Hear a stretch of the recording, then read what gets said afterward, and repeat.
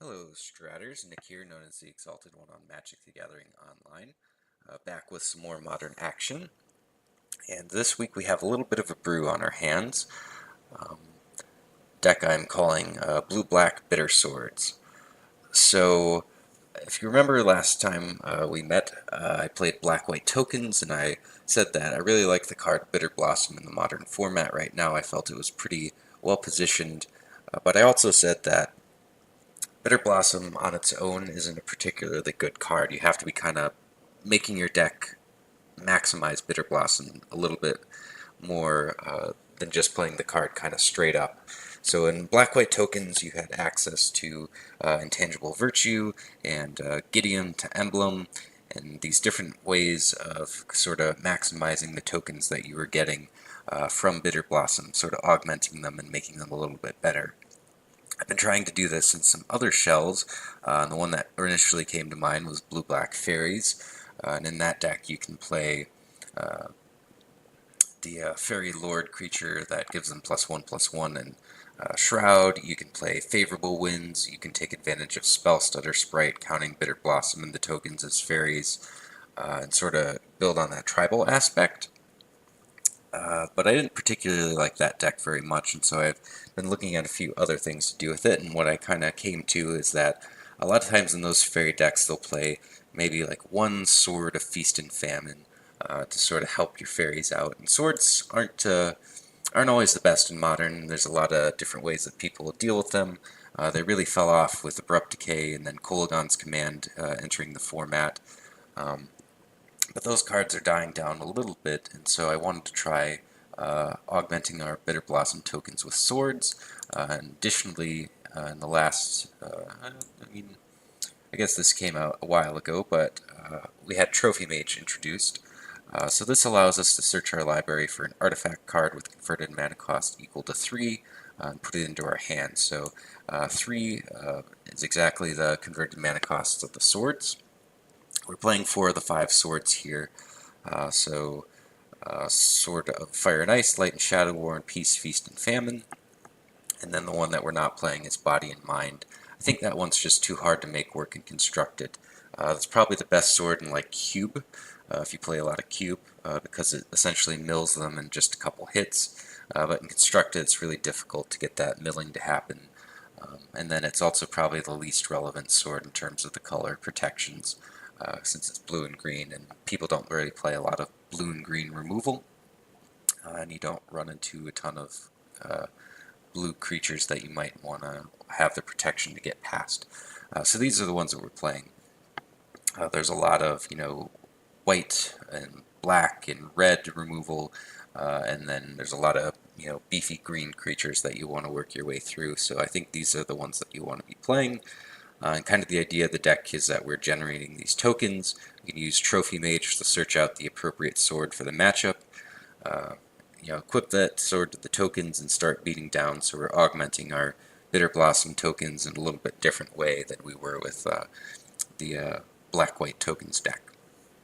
We have enough other creatures, so Snapcaster Mage, kind of a hallmark of the blue decks, but also a nice flash creature that maybe we're able to, Snapcaster a Fatal Push on end step, and then untap and, play and equip a sword. Get sort of a surprise hidden. Trophy Mage is, again, kind of a body, but also our tutor effect. And then sort of the odd one that I'm playing is Whirler Rogue, and this is essentially just because it makes multiple bodies cost several creatures. It's kind of like a blue Lingering Souls. Occasionally this second piece of text will come up, but really it's just kind of 3 bodies across one thing, so that the removal's a little bit worse, and we can equip our sword, and if they kill it in response, we still have another body to equip it to again. The rest of the deck is kind of, there's standard good blue and black cards, so Serum Visions, just kind of the deck smoothing card of choice in Modern. Fatal Push is removal. Other removal spells with Go for the Throat, Dismember, and Murderous Cut. You just want to have your bases covered, that you have enough cheap removal, so essentially you can put Dismember down here if you want. Go for the Throat costs 2, hits a lot of different things, and then the Delve of Murderous Cut can also make that at least cheap in the late game.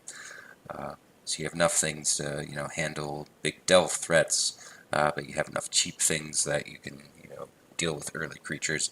And then just kind of your standard 6-pack of discard spells.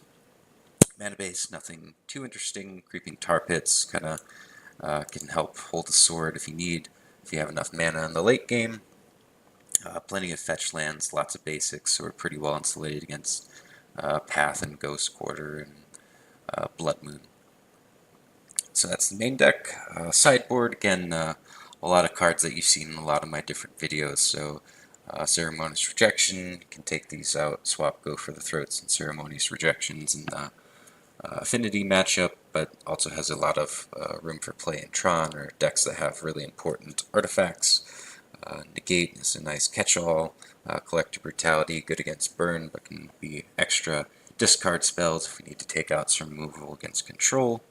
Vendilion Clique, good against combo decks or decks where you really need to apply pressure.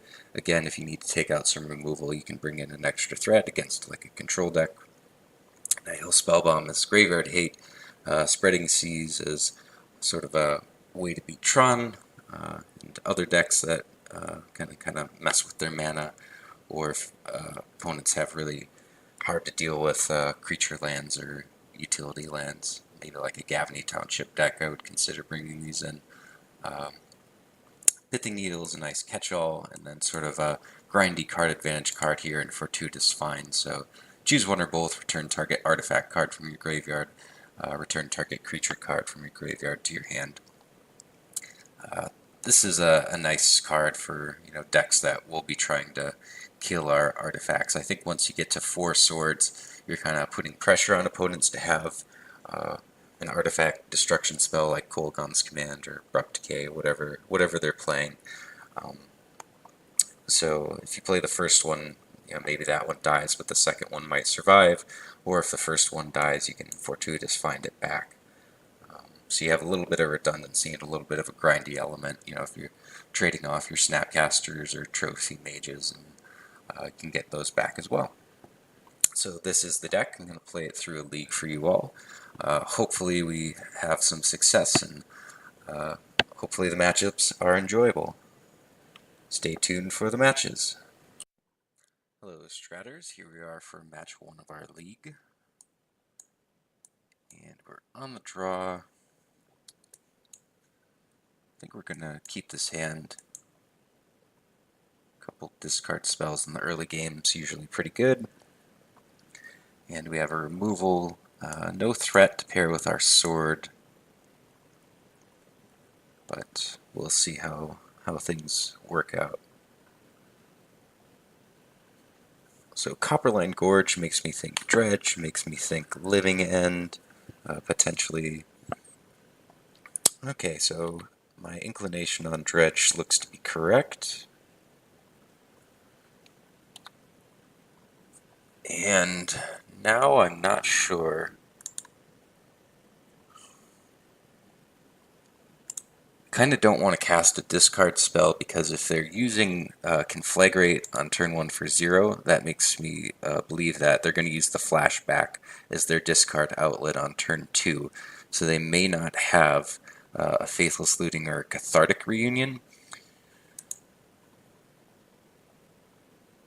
So I guess what I want to do is Serum Visions here. And we don't have a lot of cards for this matchup. Game 1, game 1. This is a pretty rough matchup. So we'll put that to the bottom, and a Fatal Push, we also really don't want that either. Trophy Mage is fine. I wish there was a sword that like exiled the graveyard on hit, but there isn't. So now we'll see if I was right or foolish with my assessment. Oh, they did have the Cathartic Reunion. Okay. Well, that sucks. We don't know if they drew it or if they just had it.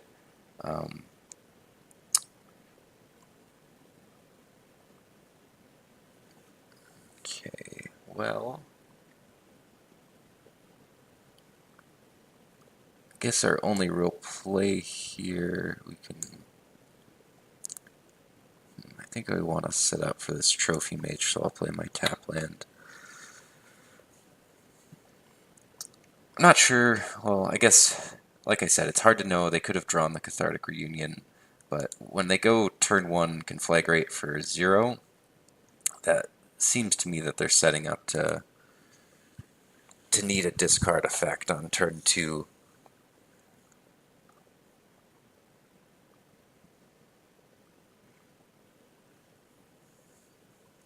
So otherwise I think you would just kind of, I don't know, maybe discard the Conflagrate to the Cathartic Reunion or something. Dredging's not going particularly well for them. So we've got Loam probably. Can't do anything about that.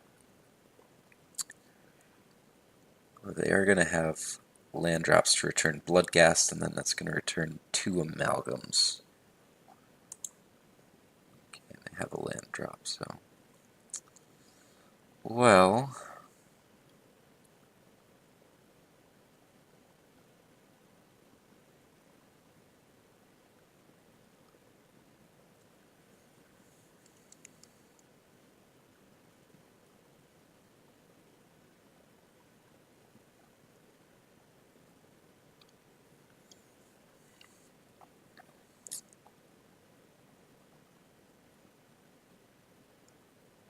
So I think our best bet here is to just get this Trophy Mage down. Just to try to race with Sword of War and Peace.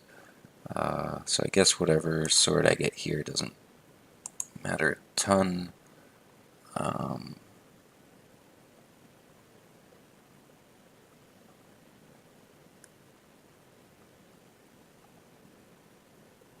Fire and Ice will help control the board with the shocks, so I think that's the one I'll get.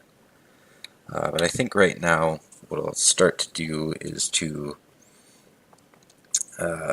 probably just block with this Trophy Mage to preserve my life total as best as I am able, and then play Whirler Rogue next turn. Also just probably trade off a couple pieces of the Whirler Rogue, the Thopters, and then try to hopefully hit that 5th land on time so I can play and equip Sword of War and Peace, and then War and Peace will be pretty good for racing in that we have a pretty full hand and our opponent's going to have a pretty full hand as well. So do I want to... Trading... It's kind of medium. Maybe I want to take this hit and then actually trade. I think I will take this hit, and then I'll use the Trophy Mage paired with the Thopter to actually trade off with an Amalgam. This also puts pressure. Well, I guess we can't play and equip this turn, but in the coming turns this will put a little bit of pressure on our opponent to do, something here. Stinkweed Imp is a little annoying.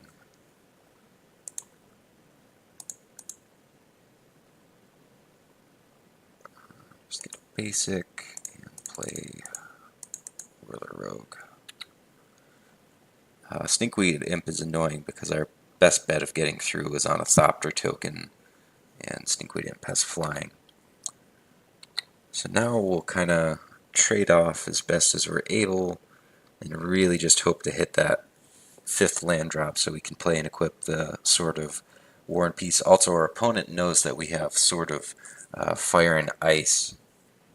They flipped over a Dark Blast, which is possibly beating if they're able to get that in their hand and start working that angle.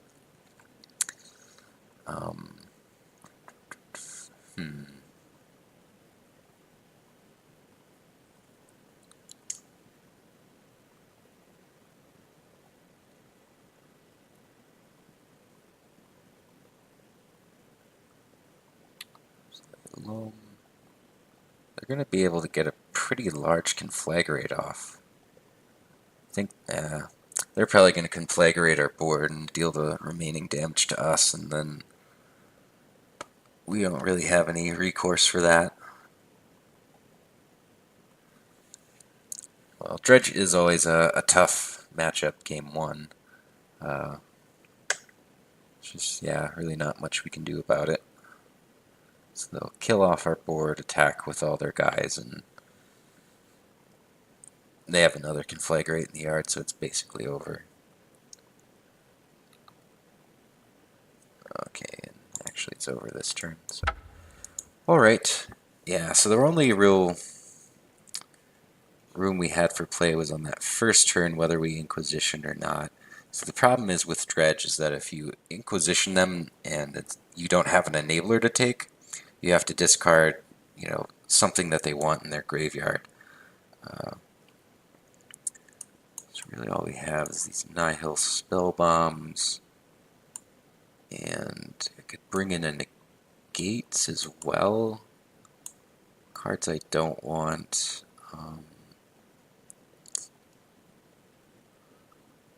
None of the removal is very good. I think probably these are the worst ones. And so War and Peace probably is the best because of the racing situation that, like we saw, we could have gotten into that game. Feast and Famine doesn't seem the best because they really don't care about discarding. So maybe I'll side that one out. So we have Negates to counter Conflagrates, or they're enabling like Cathartic Reunions, and Spellbomb's pretty obvious. I think we want the discard to try to nab those enabler discard spells out of them. So submit like this.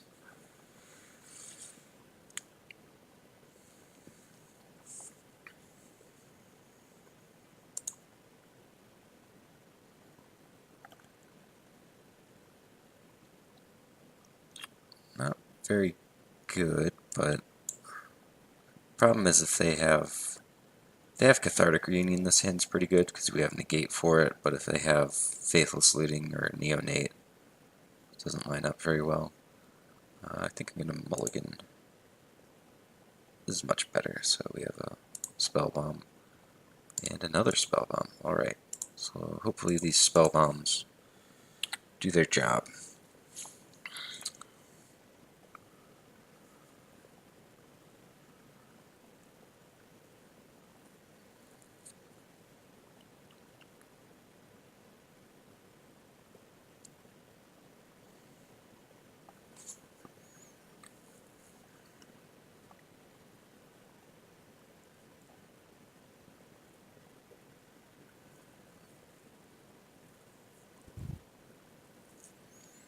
So the first Spellbomb will kind of, I think, probably negate their initial enabler, and then that'll put pressure on them to have a second enabler. We might be able to leverage our second Spellbomb.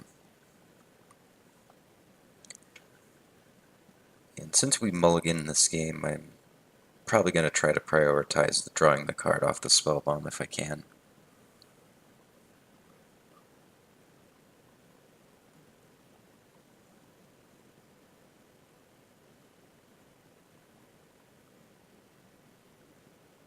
Alright, so that's enough stuff, I think, that we'll end up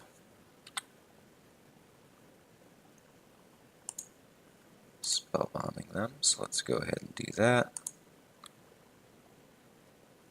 Yes. And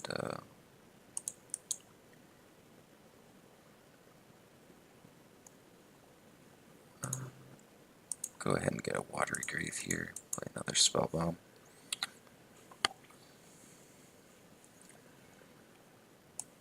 So again, this makes them have to have another enabler, like Cathartic Reunion, another Faithless Looting, opponent commenting about so much hate. Dredge is a deck that you really have to hate. Going kind of half-mast against Dredge is a recipe for disaster. You either need to be faster than them, or you need to have enough interaction with them in order to compete.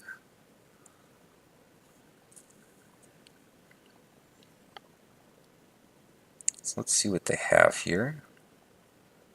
I assume if they're making this comment in the chat, they probably are running out of things.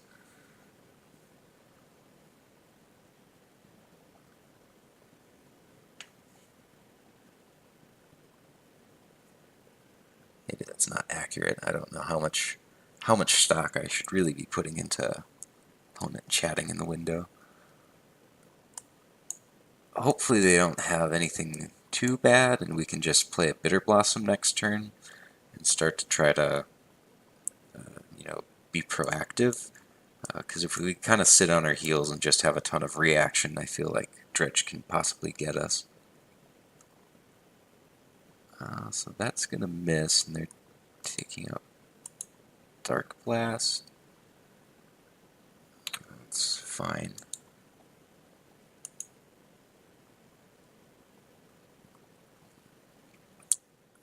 I'm not going to do the Naked Spellbomb crack here.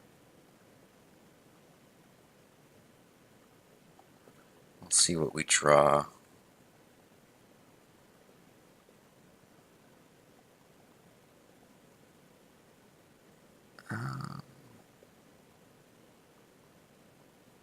It's not a ton. Maybe I'll let them dredge that. I think I'm going to play my Bitterblossom here and wait for something juicier with this Nihil Spellbomb. See, it's really hard for them to, for example, play like a Cathartic Reunion because the cost is part of the discard is part of the cost. So if they discard 2 dredgers to Reunion, I can crack the Spellbomb in response, and they have to take draws instead of dredges.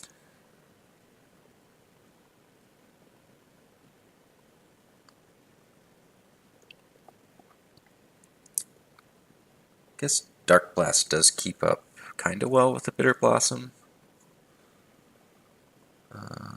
Sure, that's all fine.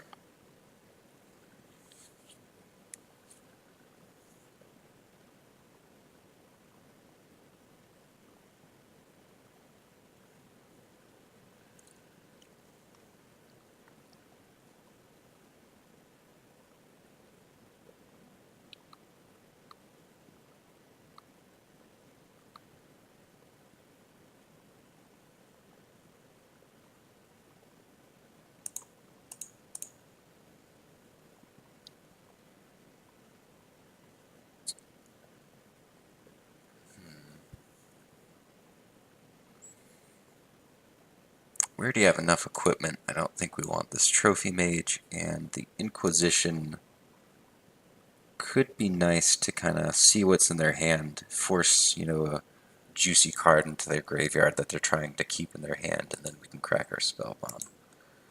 So I'll put that on top, and then it's a little risky perhaps, but I think I'm going to play this other Bitterblossom. This also will help us gain some traction with the Dark Blast.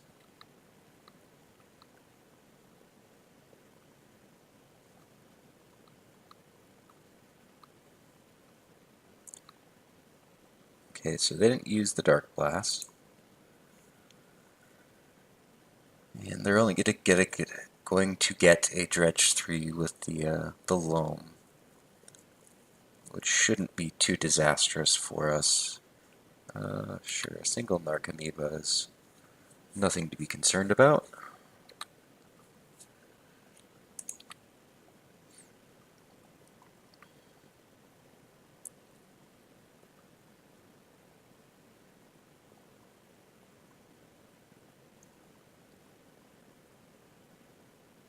And I'll let them Loam, that's fine.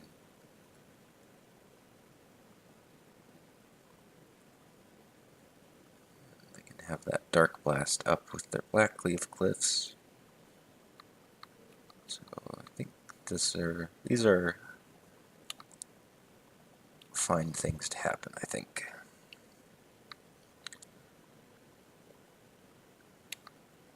Let me go ahead and get in with our Fairy Rogue that's able to attack.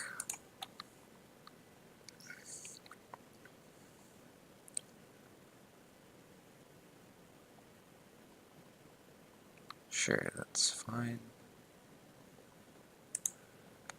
And now I'm gonna Inquisition.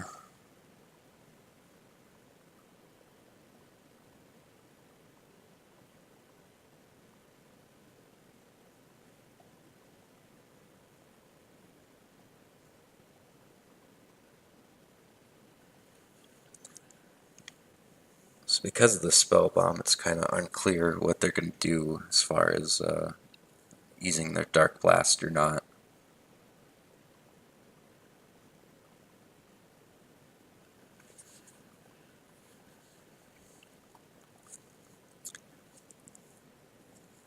Dredge is one of those decks that a lot of people think is kind of weird, and as far as like they say, it plays itself. It doesn't have a lot of decisions. I've actually played Dredge before. In paper, I have it, and I find it's a pretty decision-intensive deck, and also that the way that you play through hate is really something. So I think what I want to do here is double Cathartic Reunion's kind of not great for us. Is to take the Bloodghast, since that's something they can hard cast, and then I'll use my Spellbomb. I think it's the time to cast in the Spellbomb. They can use their Cathartics to try to dig out and get the dredging going, but if they do that, then hopefully we should be able to get our swords online. So I think that's what I'll do, is to take Bloodghast, and then I'll use my Spellbomb. Draw the card. Hopefully hit a land drop here. Nice. And then if we hit another land drop, we'll be able to play and equip a sword. Probably go with War and Peace. So I imagine this turn the opponent's going to fire off a couple of Cathartic Reunions.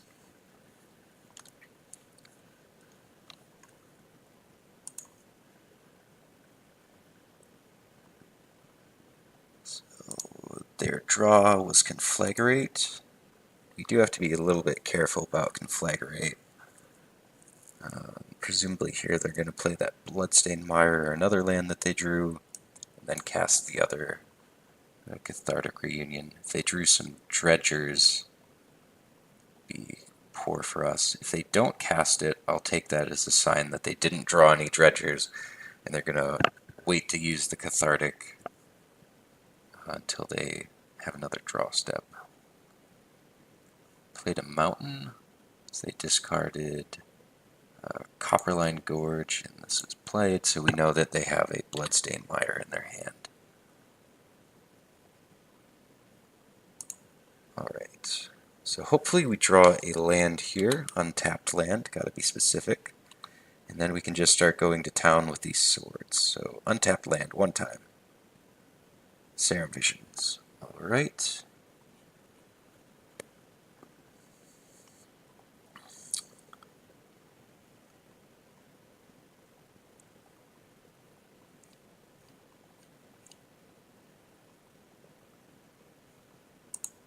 I think we're going to try to Serum Visions.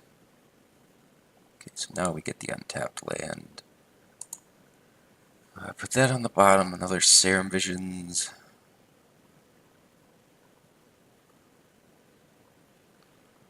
I don't think we really want that. So I can now Snapcaster back Serum Visions or Inquisition.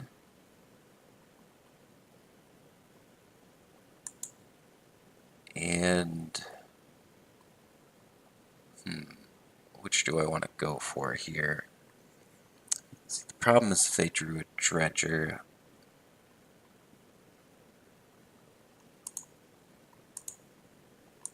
I think probably Inquisition.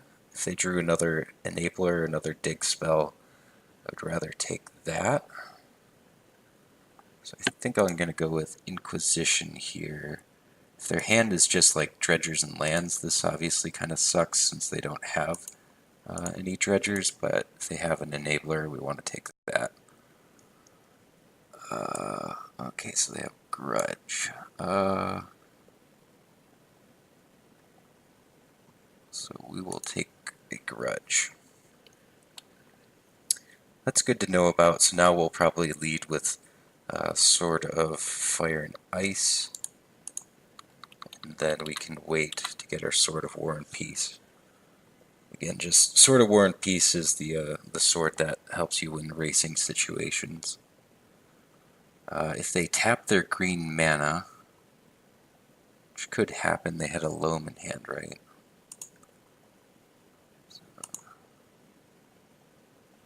Yeah, if they cast their Loam and then they get back, and it's possible the way that they tap. Okay, so they played Myers, which means that they have the ability to get another Stomping Ground. So let's get rid of a Mire here. Okay, so they're getting Steam Vents. They're going to play... Interesting. Okay, and only tapped. Are they going to Loam? Okay, they're Loaming. So they decided to get a Steam Vent so that they're able to cast the Narcomoeba, but they didn't get it untapped, so they actually could cast the Narcomoeba. And they aren't going to be able to flash back Ancient Grudge. They are going to Conflagrate away our board, I presume.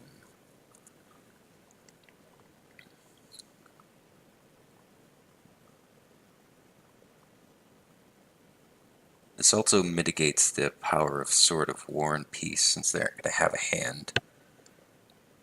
That's fine. They're probably going to start rebuilding that hand.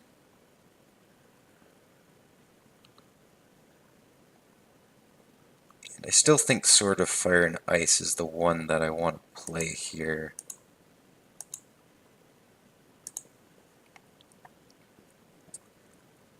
Because the life gain sword has got to be the real prize.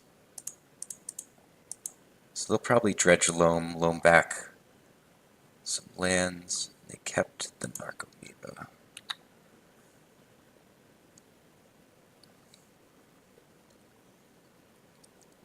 Again, they only have one green source currently, so they won't be able to Loam and flash back Ancient Grudge. Have to kind of choose one or the other. Presumably they do have another Stomping Ground in the deck, though, so that should, if they get a fetch land, allow them to do that. We're playing it a little bit close with our life total. These Bitterblossoms.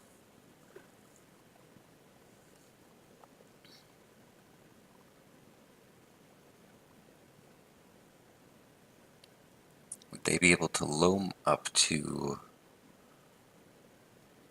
4 cards? They might go to Conflagrate us out.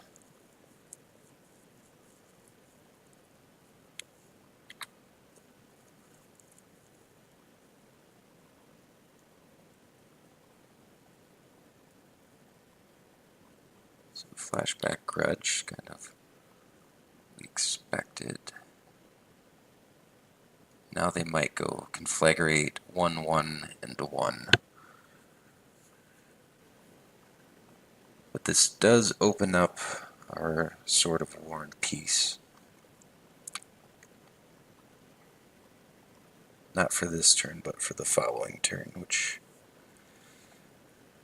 We're cutting it close.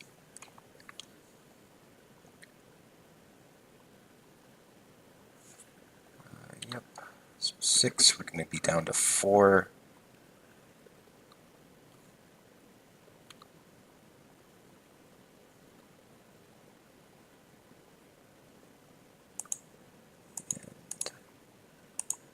Not going to play this land because we need the cards in hand for our Sword of War and Peace. So we really need to just dodge draws like more Ancient Grudges and more Conflagrates, or I guess Dredges. Okay, Narcomoeba is annoying because that presents a blocker. And we've already used our only pro-blue sword. They used Dredge from Golgari Thug. Interesting.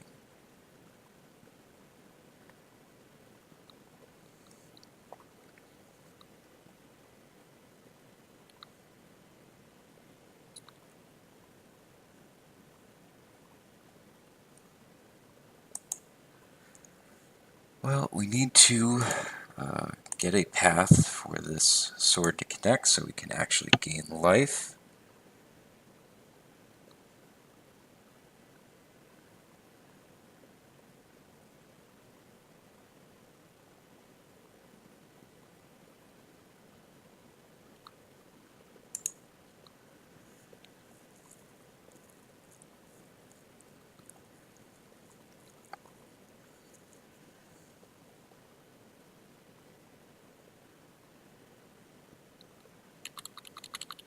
Again, don't want to play lands, don't need extra lands, also want cards in hand for this sword trigger. More Narcomoebas is really what we want to dodge here. Ugh, they have an Ancient Grudge. I think that's going to do us in. Our only real out would be to draw the other sword that gives life gain, Sword of Light and Shadow.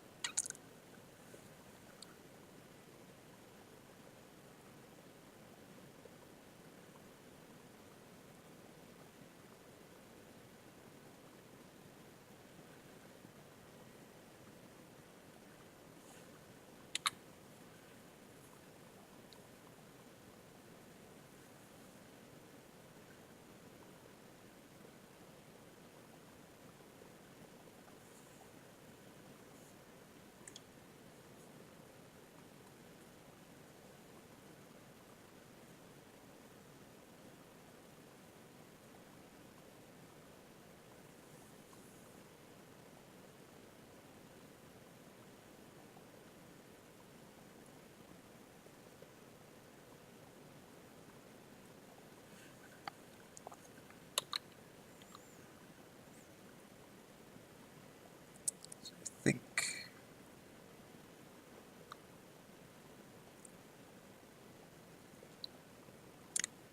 it's also rough. We want to save the damage, but if we kill the Thug, they're just going to put another Narcomoeba on top, and then that guarantees a blocker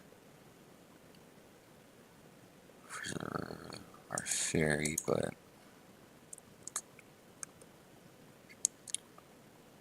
I think that's what we have to do, as we could let it through. Triple block. What did they dredge?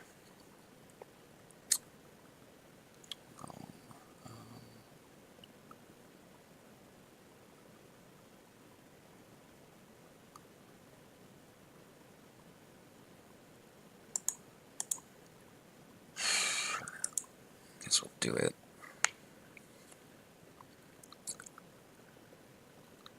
So they'll put a Narcomoeba on top, and then Dredge, so they'll for sure have a blocker.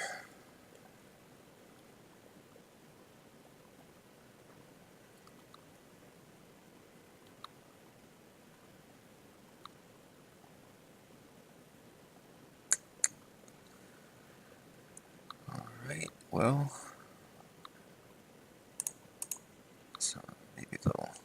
see they have an Ancient Grudge. That's kind of where we're at right now. Obviously not a good spot to be.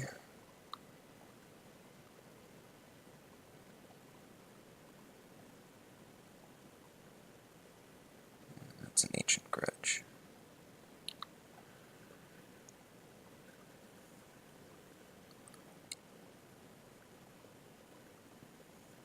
So we're just dead to our Bitterblossoms at this point, so scooped the opponent.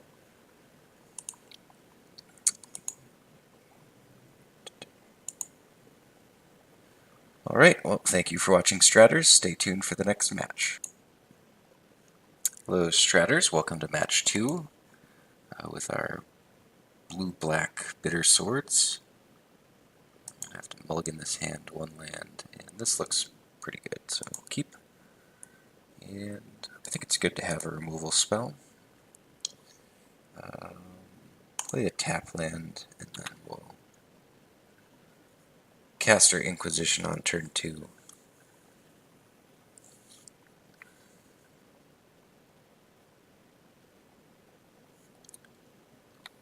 Alright. And how much do we want this Inquisition to resolve? Probably enough that we'll play an untapped land so we can pay for the Judge's Familiar. I've seen this deck popping up a bit lately.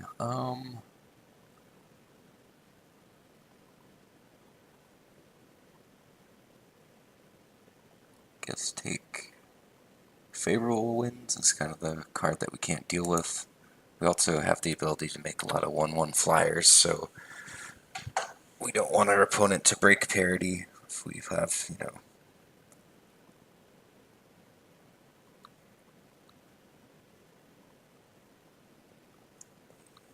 It's fine.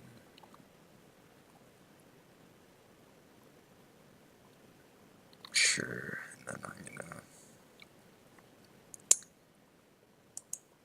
it's probably worth it to do this. Next couple turns we're going to be casting a lot of stuff.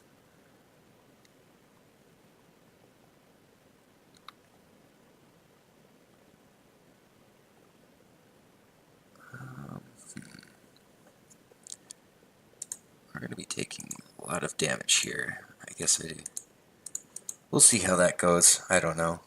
Maybe it's bad, but... So, Trophy Mage, and I think we want to go get Fire and Ice here.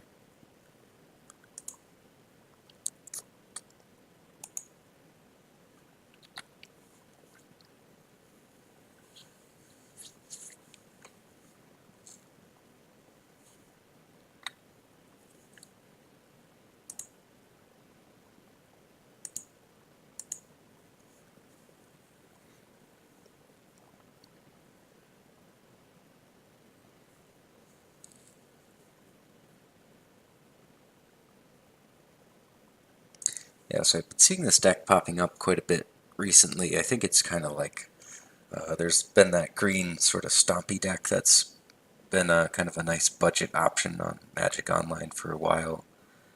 I think it's kind of like that. Well, we'll attack. We know they have Mana Leak.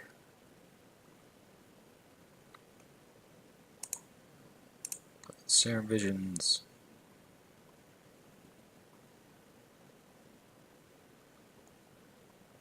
I like these. Let's put them like that. And I'm gonna push that on their upkeep.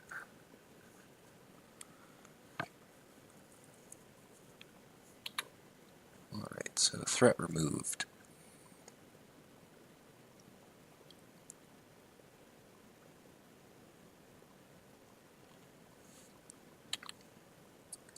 Phantasm, sure. And, yeah, here's a nice spot to jam this Whirler Rogue. The Thopters from the Whirler Rogue are probably going to give the opponent some headaches.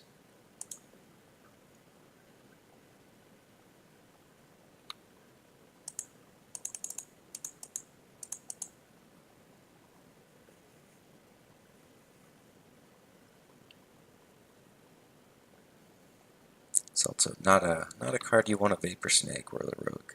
Can Vapor Snag the Thopter tokens, I suppose. Okay, they didn't do that. So this following turn we're going to be drawing a Fatal Push. Smuggler's Copter. This is, I think, the card that actually makes this deck like kind of annoying to play against.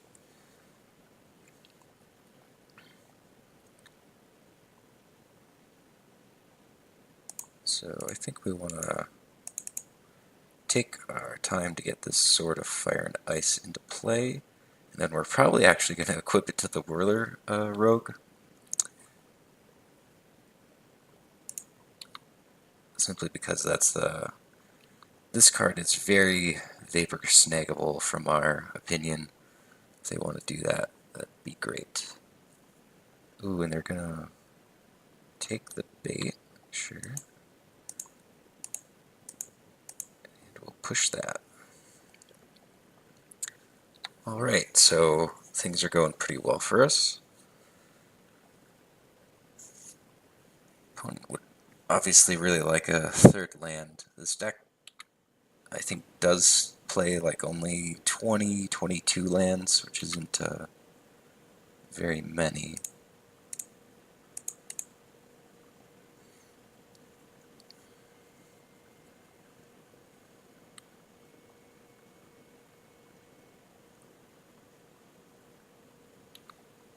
We could get some scries in. I will just draw a random card though.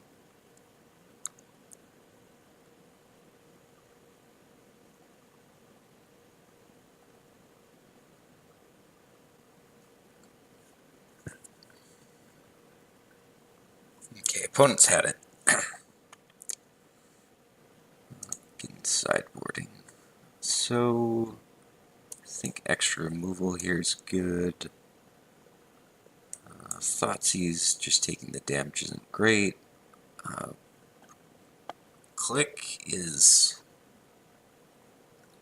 It's really bad against all the 1/1 flyers, but it's a nice way to ambush the Smuggler's Copter. I think I want Needle for Smuggler's Copter.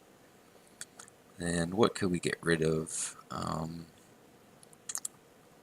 Maybe a Bitterblossom? It's the kind of deck where we're going to be under a bit of pressure, and multiple Bitterblossoms might be bad. We could also cut one of the swords. Probably seem fine. Like having them discard is good. Untapping land's nice.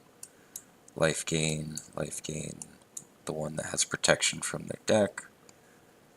I think, yeah, I'll cut a Bitterblossom. The tokens do match up well against all their flyers, but if they have an intangible, or not an intangible virtue, favorable winds, then it's kind of poor. Pithing Needle will be our answer to a Smuggler's Copter. It can also hit the creature land that they're playing. So. Alright, this looks good.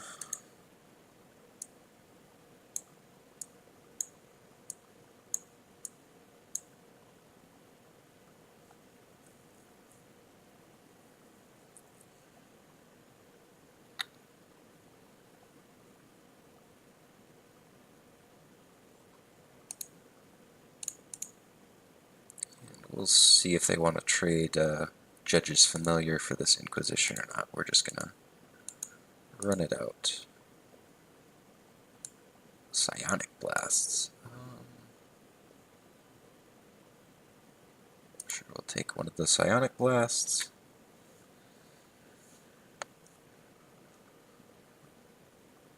The draw was Mausoleum Wanderer.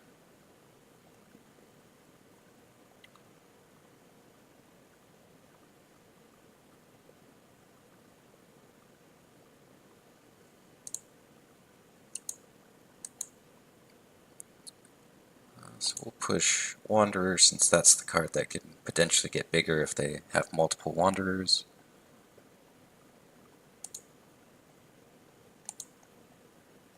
then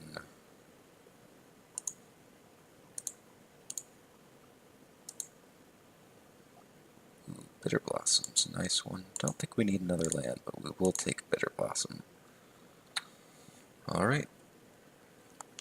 Also, kind of the second point, so this one can get bigger. Also, this is blue and white, so in terms of protections for our sword, like a pro-white sword is going to help us get through a Judge's Familiar.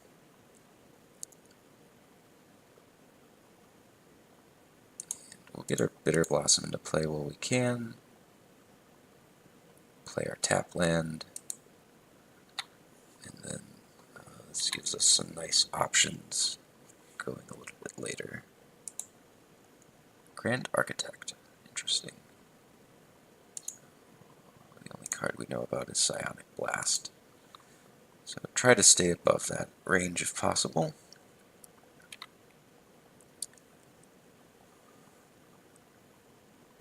Alright, that's nice. We'll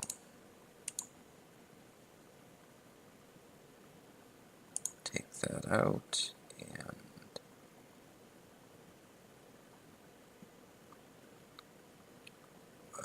we'll try to ambush their creatures by killing the Grand Architect after blocks. Or I guess at some point we'll do it. And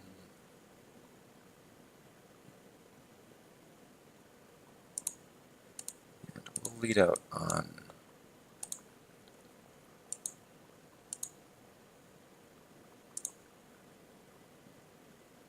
Murderous Cut here.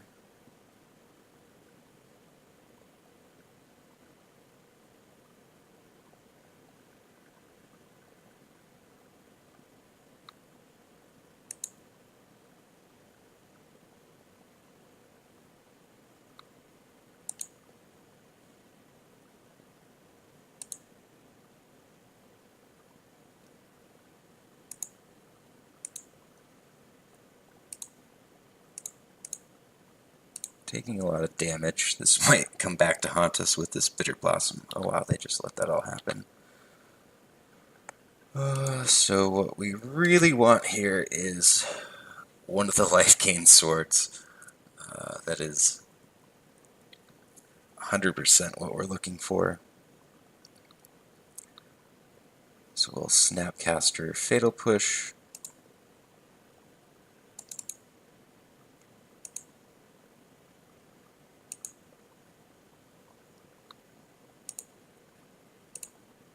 Kill that. Come on, life gain sword. Keep these back. Probably should have attacked with Tar Pit. That's definitely a mistake.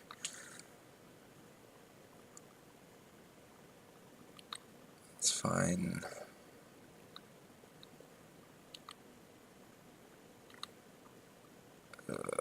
Drawing pretty dead here.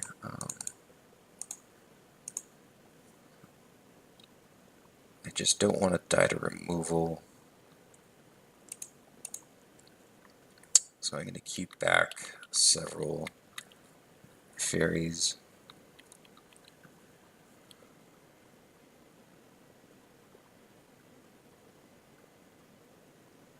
Copter.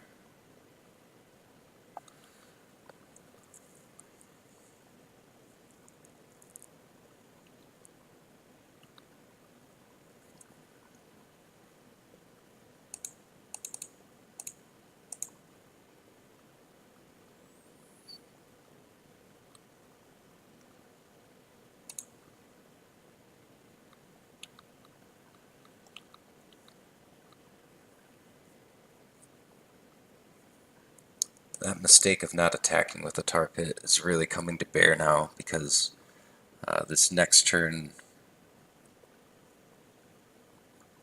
we might have been able to get there with like an Alpha Strike, potentially.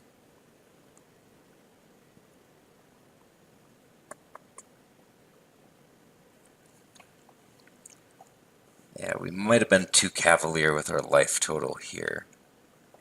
It's hard to say, because we did prevent some damage by using the Dismember.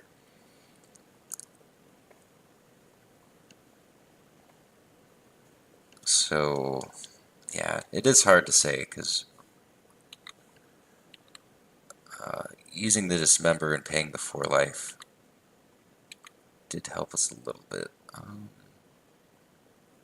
So at this point, I guess, just fire that up and then attack with everything. Don't really know. I don't think this gets us there, but can certainly try. So our opponent would be at 7 now, and then they'd be at a virtual 4 because of the creeping tar pit. Would we have landed 4 damage? So opponent's probably going to activate their Smuggler's Copter to get a loot in. They do. So they block Snapcaster, Fairy, and this takes them to 4. I guess they would be at 1 if I got that creeping tar pit hidden earlier, like I should have. So it didn't actually cost us the game. Let's just Inquisition, see if we can see some more cards from the opponent. Favorable wins, and we're going to die to our own Bitterblossom, but we'll see if the opponent shows us anything else.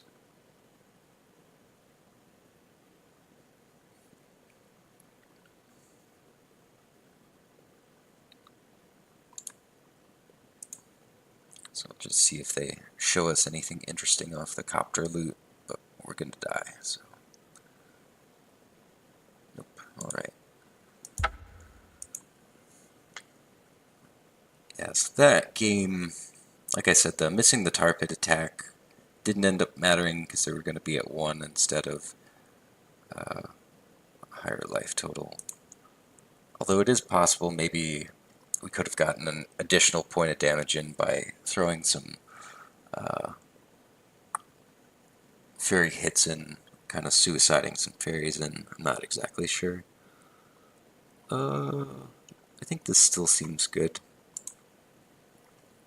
Definitely helps to be on the play in this matchup because they're pretty aggressive.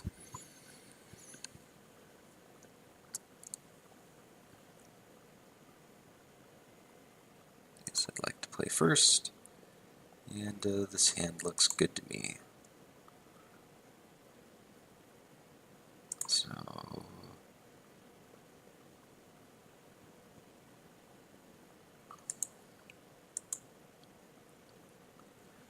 again, we have kind of a question of how cavalier we want to be with our life total. I think this is the way we want to play it. So we'll take the Psionic Blast, and then we have removal spells for both the creatures. So just kind of looking at the opening hand, I think we stand a pretty good chance this game. So we'll push that, player tap land, and then this coming turn we can Collective Brutality. This Phantasm.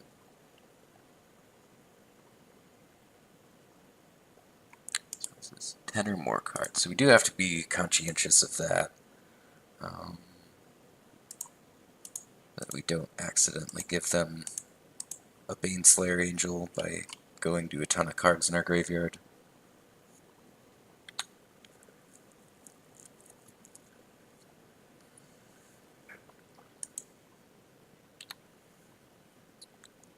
So we know that. I think they played 1 island.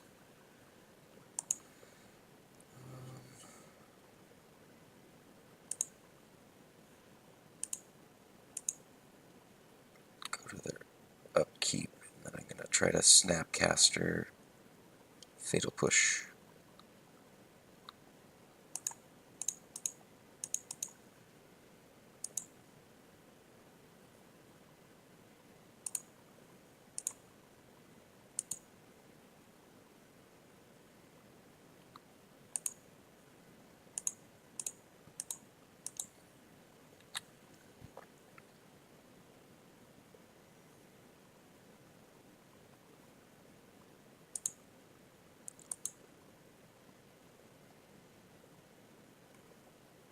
They must have played this other island.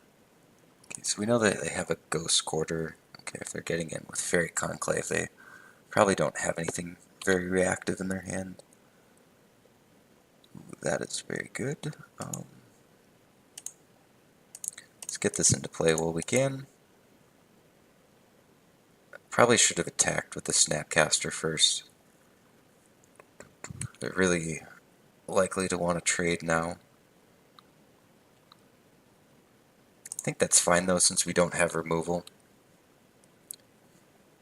They didn't trade. Maybe they have a way to kill our Snapcaster Mage. Like a Vapor Snag. Although Vapor Snag on Snapcaster doesn't seem very great right now either.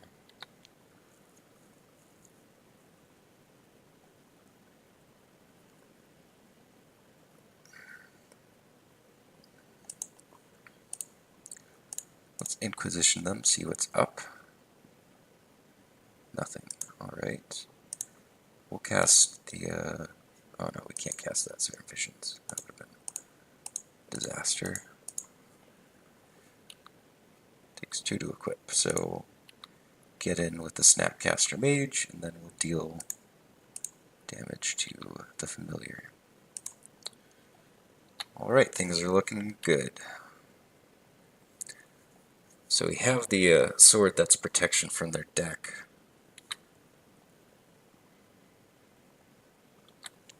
They're just going to try to race us. I don't think that's going to work, though.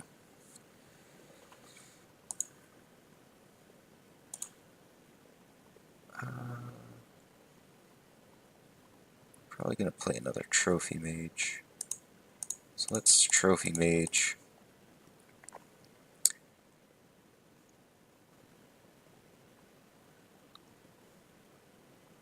And we want to get sort of some life gain. And I'm going to Serum Visions to help influence the card that I draw with the... I don't think we really need that. And we'll take another go for the throat.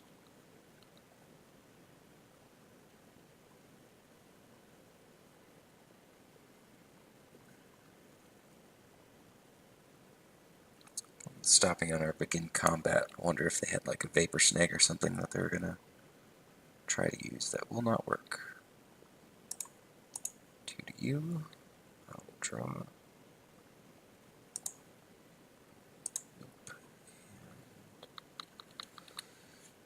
Okay, so we do have essentially lethal on board, since we get 2 from our sword.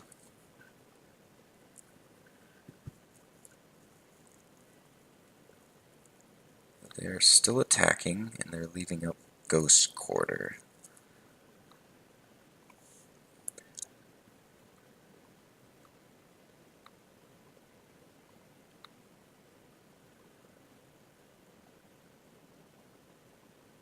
Okay, they know they're done. Yeah, so we would have just attacked with both our mages and then trigger from the sword. So 4 plus 2 is 6, plus 2 from the sword kills the opponent. That was an interesting match. I find that this deck is it's probably good for a budget option deck. I think it's pretty competitive. It has some aggressive draws. If you're more interested in budget Magic than competitive Magic, I do think this kind of blue flyers deck is a nice option. But we were able to pull it out in this one. Stay tuned, Stratters.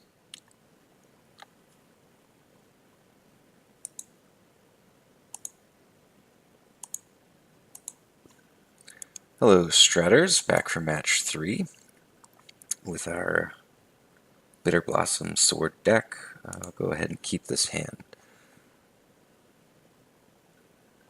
And we'll fetch up a Watery Grave.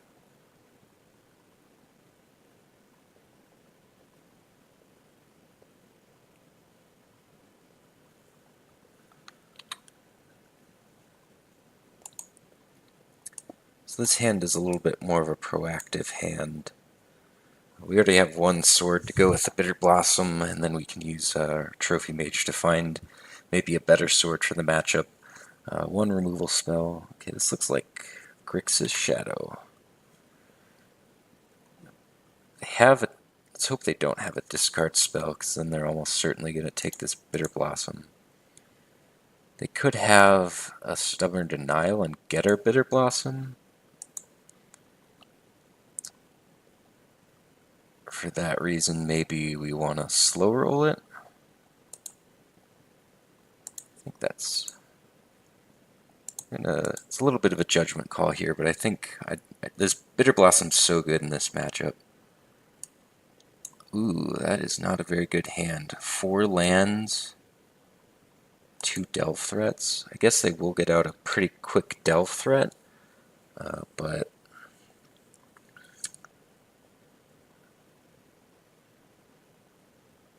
yeah, so they're going to be able to play a Tasigur this turn, but then their hand really does almost nothing.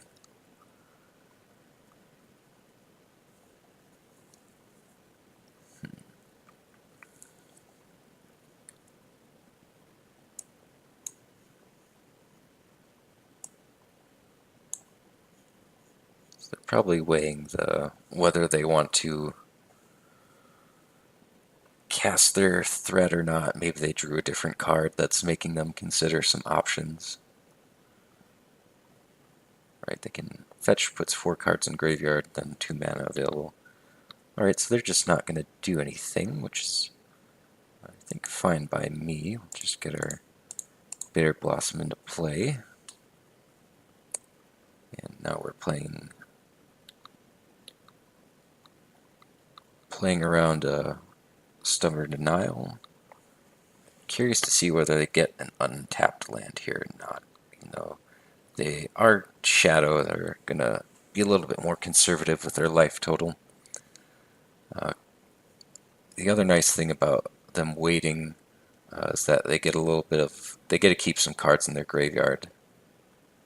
Sure, Inquisition, a little annoying, but wonder if they'll take the sword here, or if they're going to take the removal spell. Snapcaster is obviously going to be good for us.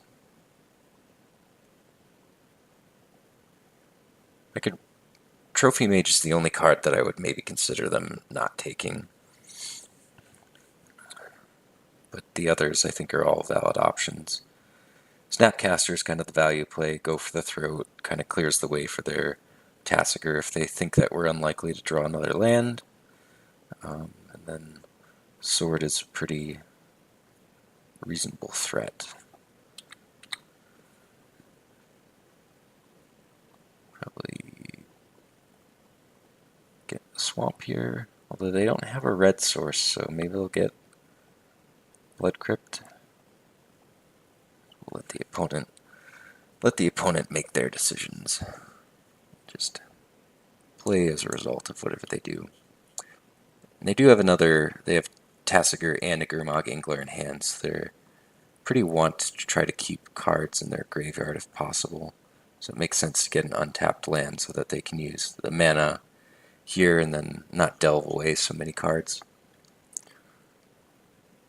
I would imagine that Tasigur is the one they play first, because if they are able to untap with it, they can get an activation and put a couple more cards in the graveyard, and that makes it a little bit easier to delve the Gurmag Angler.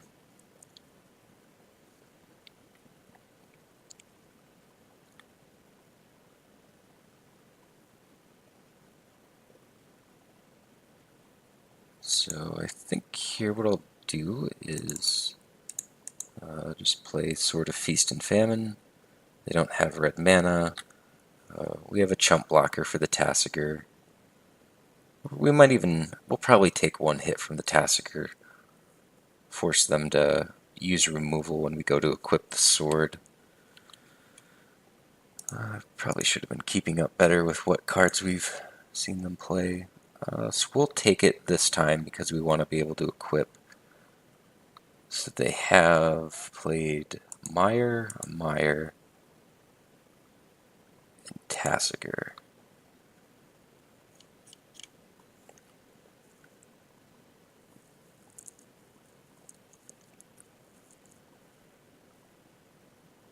Really want to draw an untapped land here. So Looks like they're going to play the Gurmag Angler now. I really want to draw an untapped land here so we can go equip Sword, play Snapcaster, target Go for the Throat, hit with Sword, untap our lands, cast the Go for the Throat.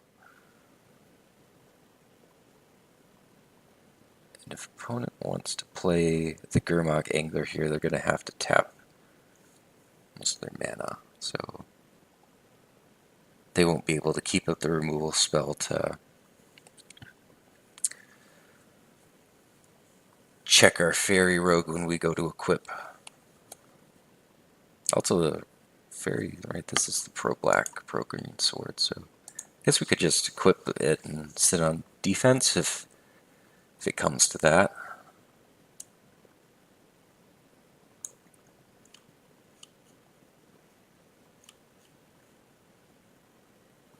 It's been taking quite a bit of time with their plays, although I do find that the early turns in this Grixis Death Shadow deck are really, really important. Not that they aren't, early turns are pretty much universally important in a format like Modern, but I find that it really, really compounds with the Death Shadow deck.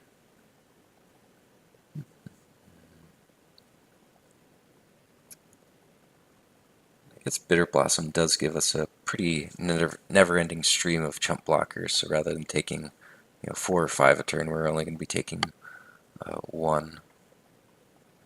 Wonder what they're thinking about. Okay, so they play their Blood Crypt untapped.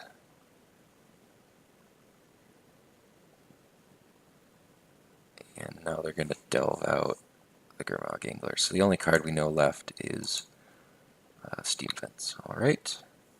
So if we draw an untapped land, that's best case scenario. And we do.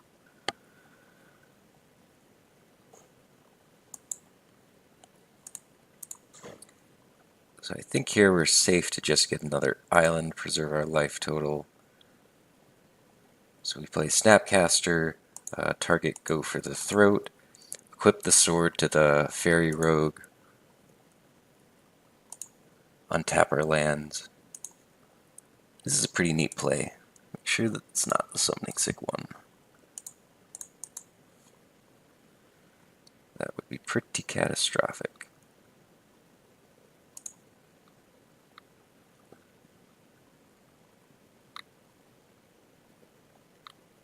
Untap our lands. Go for the Throat on Tasker, since that's kind of the value one. And then we'll get pro black on our Fairy. Alright, that was a really nice turn.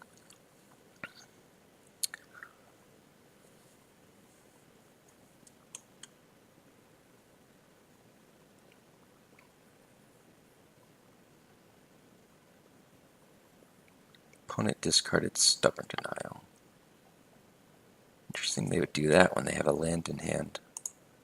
What they want to do with that land. Hardcast a Street Wraith? Okay, oh yeah, that makes sense.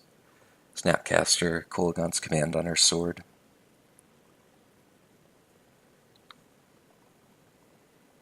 Well,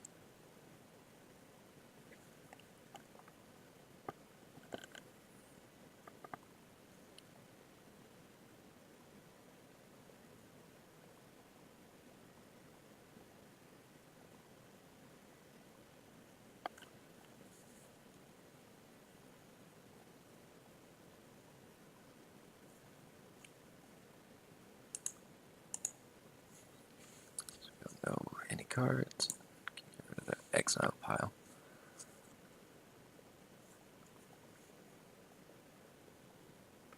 It is always important to kind of track the opponent's cards in hand, what you know, what you don't know, and then kind of get separated. So, we have the exile pile, we have their graveyard pile. They're both really relevant. So target player discards a card, destroy target artifact. So we don't really have anything that we want to flashback right now, so I'll get rid of my Snapcaster Mage. I think it's better to have this Trophy Mage available. And just preserve our life total and block with our Fairy Rogue. Alright. Tar Pit, not bad.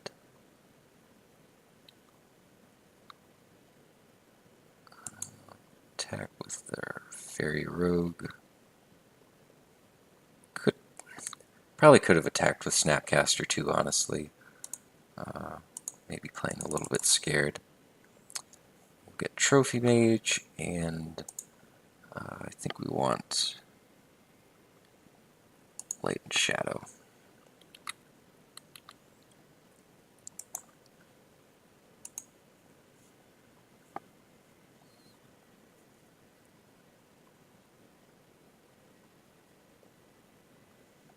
So the opponent's got a lot of threats to deal with.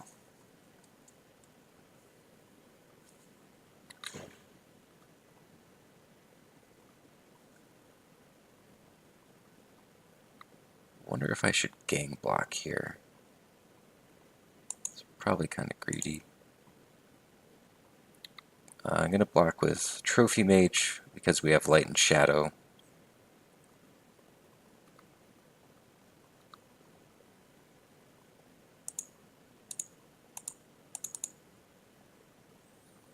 Can return a creature. And force them to use removal if they got it. They do.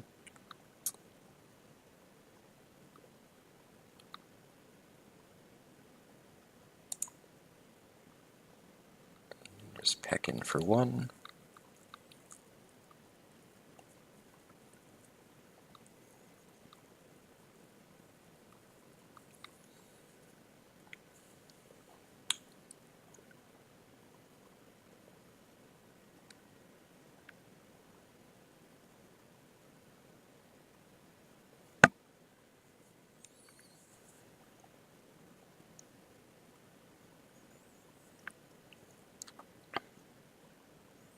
So basically every turn this is going to threaten, when we go to equip, they have to remove the creature we equip.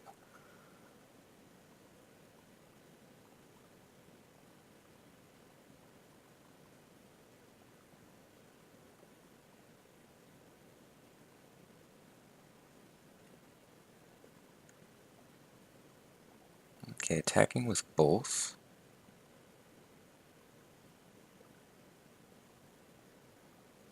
Cycling Street Wraith, what? Well, I'm still gonna do this.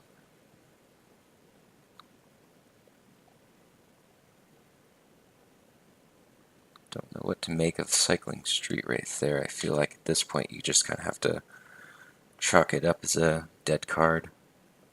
Certainly, I guess Serum Visions is probably the draw off of Street Wraith, but anyways.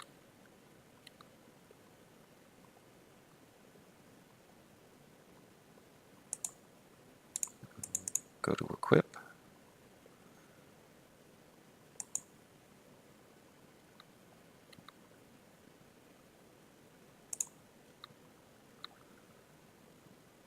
They have Lightning Bolt.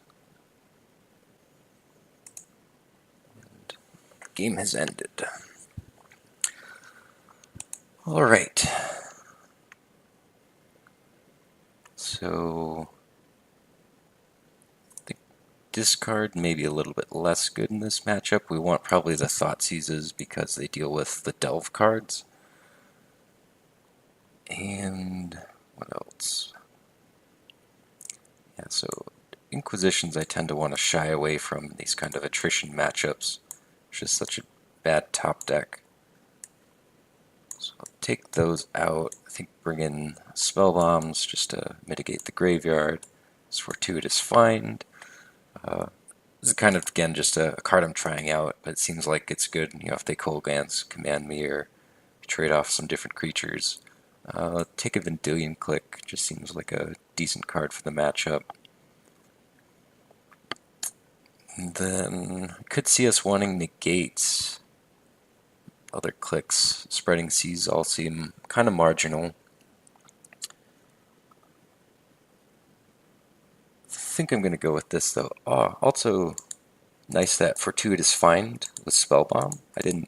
I just saw this now as I'm seeing the cards stacked on top of each other.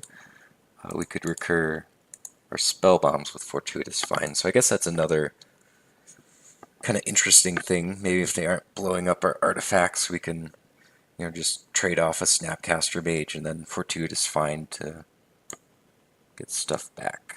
This seems like a fine hand to me. A little bit long on removal, but that'll keep them from having an early Death Shadow and just taking us to town. So, well, we'll play tap land. Really weird that they're playing Blood Crypt just tapped. I wonder if maybe they boarded out their Death Shadows. Seems unusual, but maybe. I think here again we want to. Bitterblossom's just such an important card in the matchup. If they have Stubborn Denial. I like these cards. Keep these cards.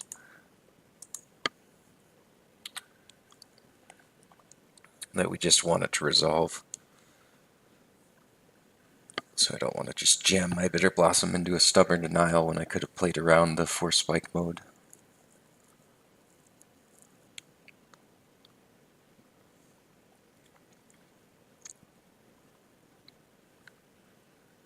At this point I'm kind of wondering if the opponent's like multi-queuing or checking Facebook or something. So like 4.5 minutes faster than I'm on the clock. We'll have a nice turn next turn, so we can Thoughtseize to kind of clear the way, and then cast our Bitterblossom. Presumably they don't have discard, or they would have cast it these past couple turns. Probably have a really reactive hand. I find it's kind of difficult for them to side out all the removal, it being not at its best in this matchup.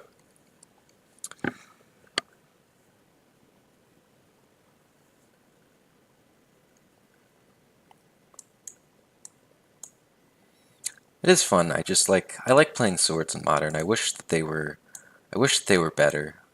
That you could just play them. It used to be in Modern that you'd have like just 1 or 2 swords in your sideboard or your deck. You could just bring in as kind of a value card.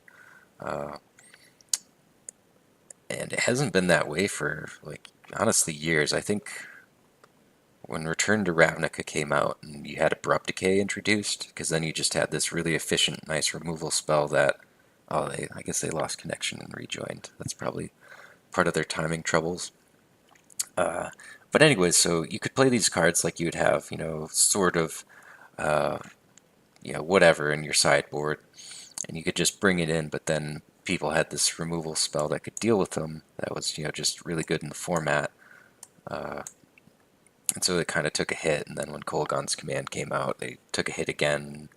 They're kind of slow and kind of clunky. You have to be playing a creature-based deck that can use them, and protections aren't always relevant if you're not dealing with creature,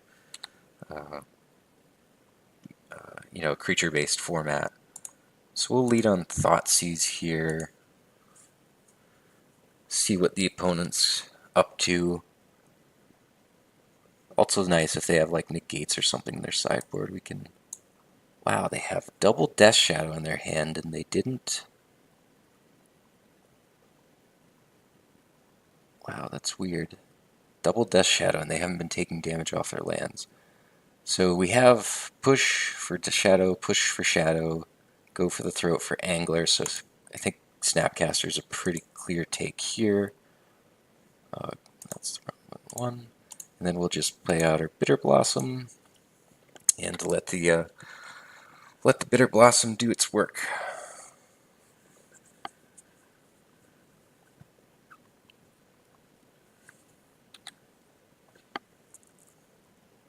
So they can go to 15 here, and even lower. Shadow, shadow. Untapped land would be really nice here. Nice.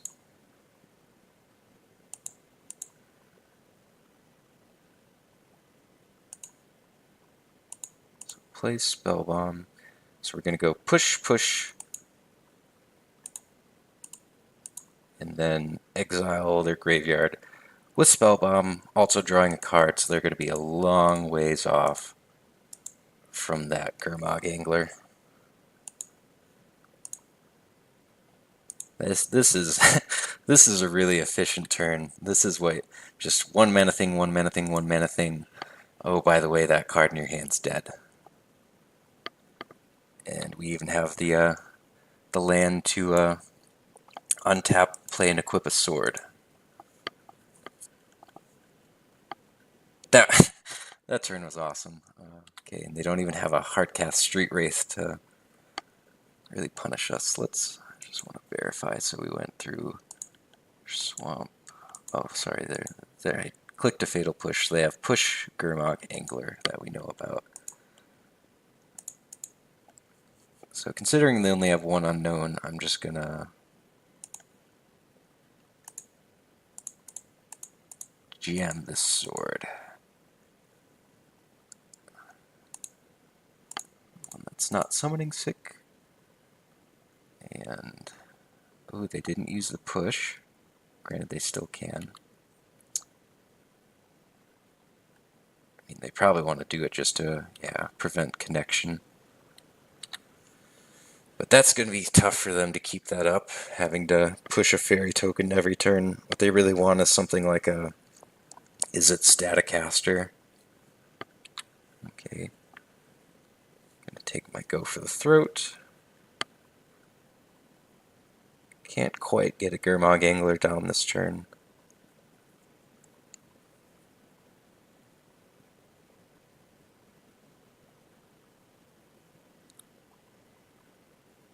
Do they have a Tassiger? Looks like they do. Well, we'll see how that does against my fairies and swords.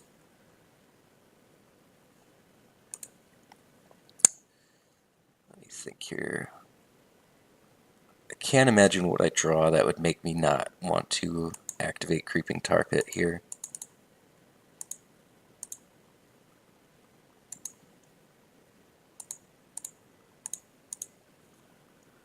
This just puts them under a lot of pressure.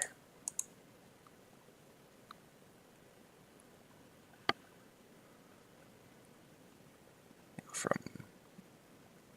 other Creeping Tar Pit activations in the future, and getting shocked by the sword, me drawing cards off the sword, Bitterblossom going. So this is why I think Bitterblossom is really nice in this Death Shadow metagame.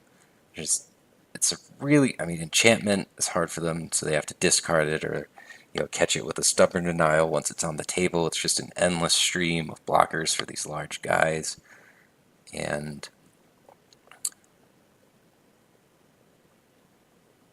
it just has a lot of positives, I think.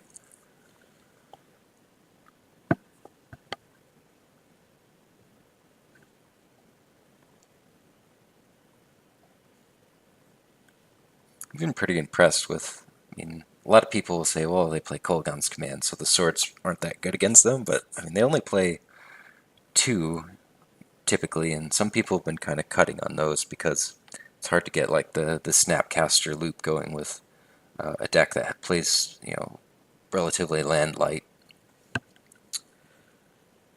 Opponent is, perhaps going to disconnect here again, not sure.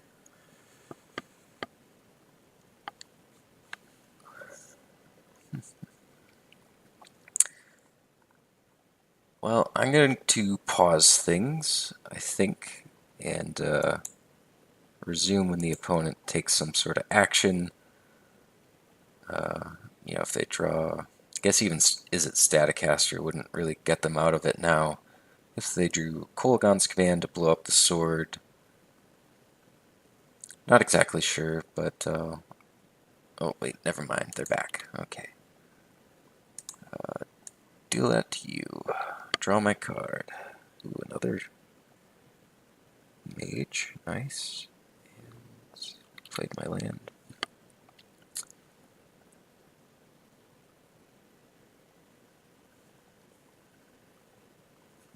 Okay, Thought Scour. Not great draw.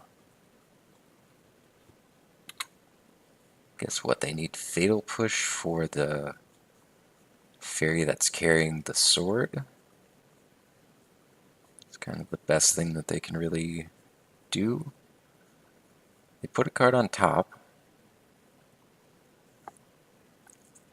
And they have 4 cards in the graveyard, 3 untapped mana, so they can't really...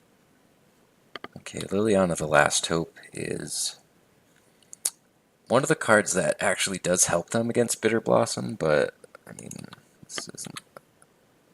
this isn't going to do anything here. Just going to attack them, point the trigger at them. Maybe fire up Tar Pit at Liliana for funsies. Yeah, so they see what's happening. This is one of the few cards that they can play that is really annoying against a Bitterblossom, but if you have like Anthem effects or these swords, you can kind of even mitigate Liliana the Last Hope. Well, that was a pretty enjoyable match for me at least against Grixis Death Shadow, especially that turn where we went, play Spellbomb, push, activate Spellbomb. That was a nice one. Thank you for watching, Stratters. Stay tuned for the next match.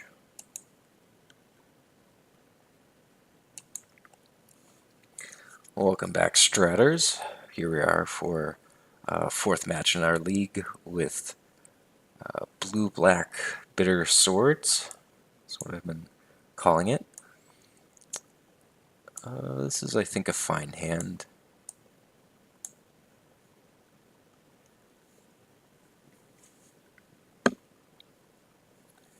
Kind of waiting on our opponent here. Sometimes people kind of...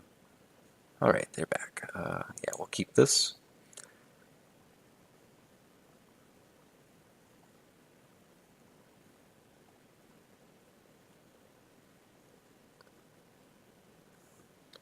Okay, forced go, no play. Not sure what to make of that, but we will Inquisition and figure out. So, oh, fun. Well, I would prefer not to have my lands die. We have plenty of basics here. So I guess I'll take the Stone Rain instead of the Blood Moon. Seems like what I want to do. Blood Moon's a lot worse once you know about it. It's just a fact of life with Blood Moon. So we'll get an island here so that we can cast this Whirler Rogue. It's the only double blue spell in our deck. Then we have another island.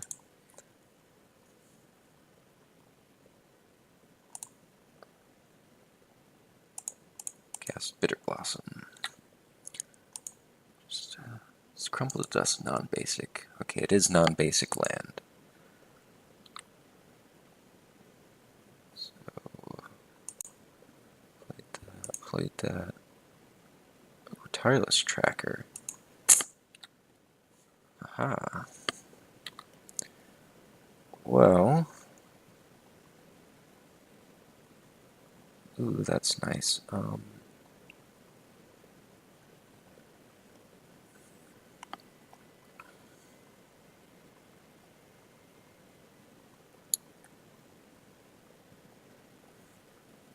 don't really care about the Blood Moon in their hand, so I don't really feel like Snapcastering anything. I think I just want to get this sword into play.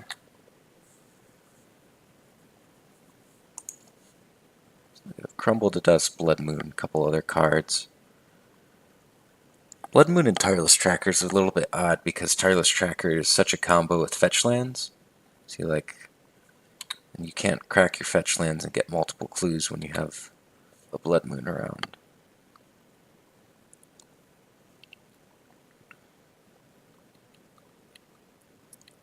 But obviously the opponent can do whatever they wish.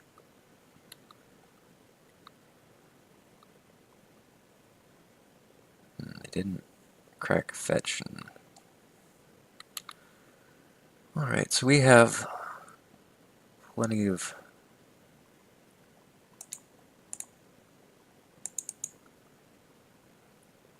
fairies to chump block with. Maybe they have a removal spell. In which case, we will have a removal spell for the tracker. But this will gain us a little bit of life. No targets. Sure. Play Tar Pit and pass. So they'll probably get a land and crack the clue if they have like another basic forest. Which they do. And they're getting a little bit of value off the Tireless Tracker, but considering that the Blood Moon and the Crumble to Dust aren't particularly good at this point in time, I don't think that really matters a whole lot. So preserve our life total, and then in case they drew a land and for whatever reason didn't play it, I want to make sure to kill that tracker right now.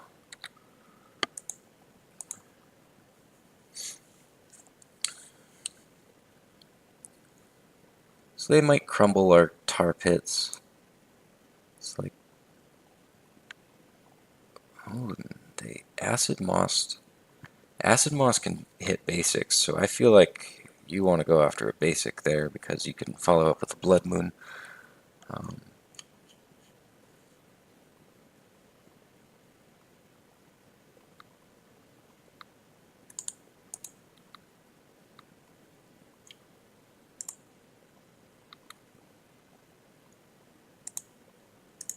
Okay. Sword is kind of annoying with all the triggers it has. Good Serum Visions, and if I hit an untapped land, I can Snapcaster Serum Visions. That's pretty nice. Or I can Snapcaster Inquisition. I think that's more appealing. I know I can take a Blood Moon at the very least, but I might be able to take something juicier.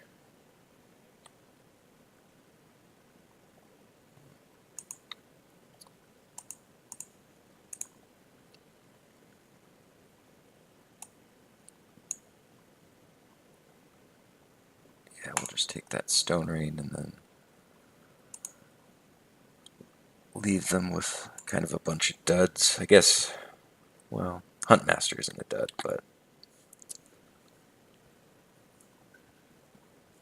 the other cards aren't the best.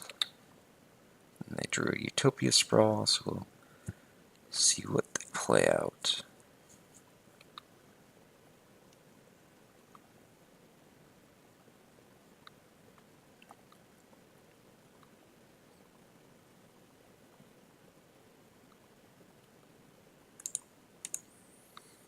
And even if they trade off with a Snapcaster, that's good for us, because we just get to buy it right back with the sword. Sword of Light and Shadow with Snapcaster is really, really good.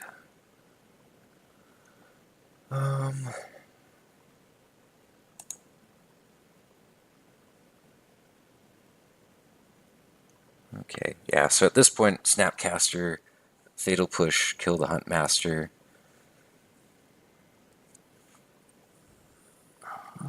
So what do we want in this matchup? I think maybe Negate could be good.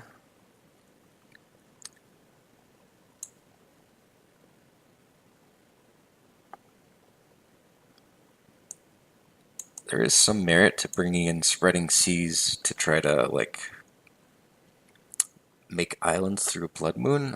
I wonder if the opponent will keep in Blood Moon or not, given the way that that game went.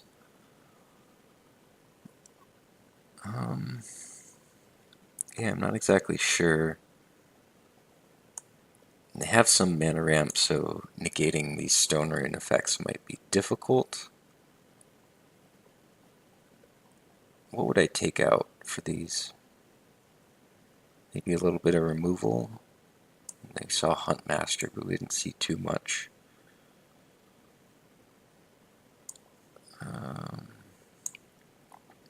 Maybe a push and a Dismember. We can bring in Negate. Negate does hit like Mawaldi Acid Moss pretty well, I think.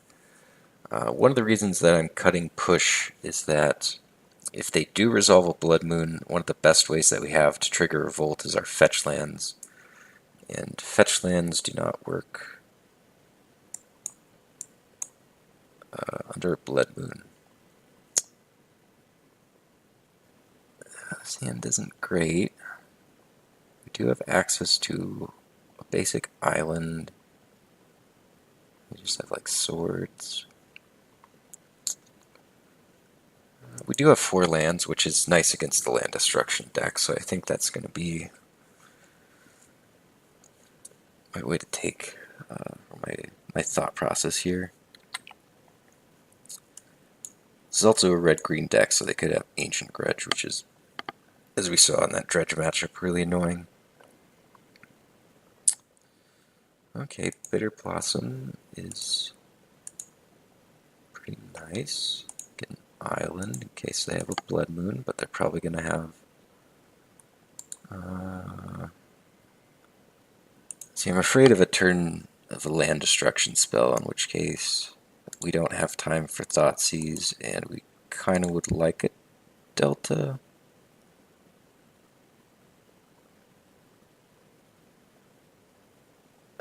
This is really difficult to say, because if they have Blood Moon, I guess we should have probably, well, if they have land destruction, we want the Delta. If they have Blood Moon, then it kind of really doesn't matter. I guess this way,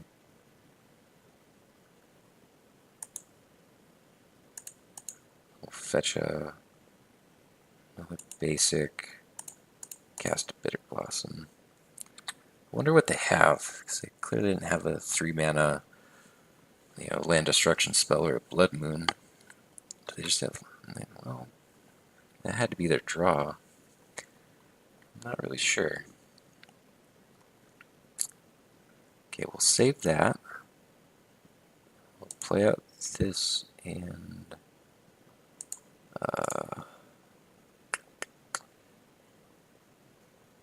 well, they could have like an Ancient Grudge or something, in which case, I mean, this is the sword that we want to stick, but we don't know that they have some sort of artifact destruction, so we'll play it out.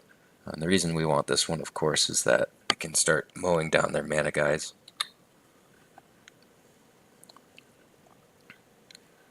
So I wonder if they have like Mawaldi Acid Moss here. They could also, I assume this deck plays some big creatures. Oh, is this going to be like a Wear Tear? That would be a blowout. That happened to me in one of my practice matches with this deck. Somebody went, the fused Wear Tear with my Bitterblossom and sword. It was pretty disgusting, honestly.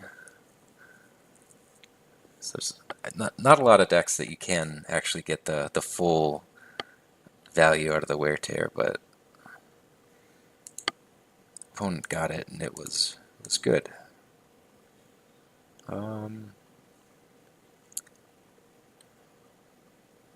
Let's see a reason why I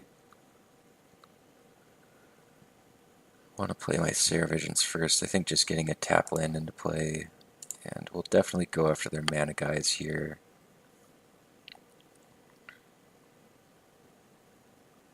Let's play a Tar Pit.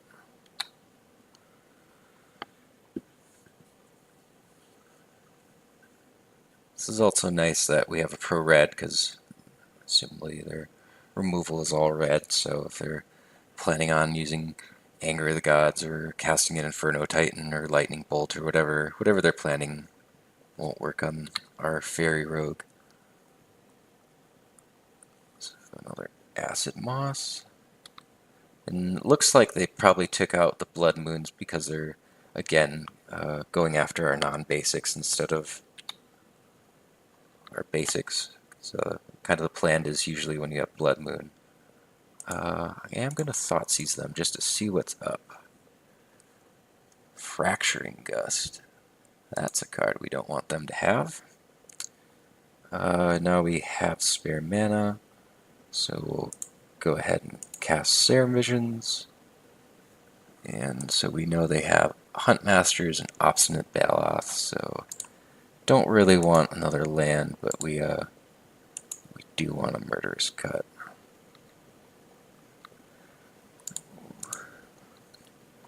Man, Huntmaster looks pretty bad against a sword. Still think we want to go after their mana. Let's play a tap land. Could probably they'll play Baloth here. That would be my inclination. Okay, they are playing Huntmaster. Fine by me. And looks like they're going to follow that up with Arbor Elf. Yeah, we're just lining up great this game. Just perfect.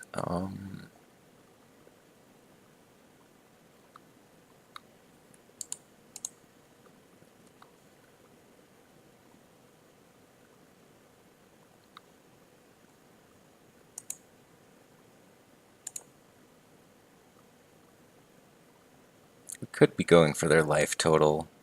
I don't know why we're not.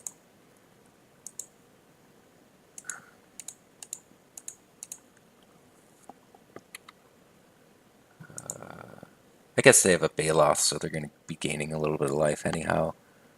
Let's go for War and Peace. So it doesn't really matter too much whichever sword we get.